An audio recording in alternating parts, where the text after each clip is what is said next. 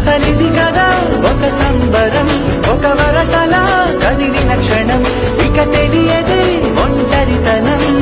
ఎన్నాళ్ళ దూరాలు కన్నోళ్ళిలా వస్తూనే పోయాయి కన్నీళ్ళిలా, ఇల్లంతా మారింది సందళ్ళుగా, మీరంతా ఉండాలి వందేళ్ళిలా. మన వాళ్ళే వెనకుంటే మరణాన్ని మరిచేది మనసంతా వెలుగేనా, ఇక చీకటెళ్ళింది తెల్లారి నవ్వుతోనే.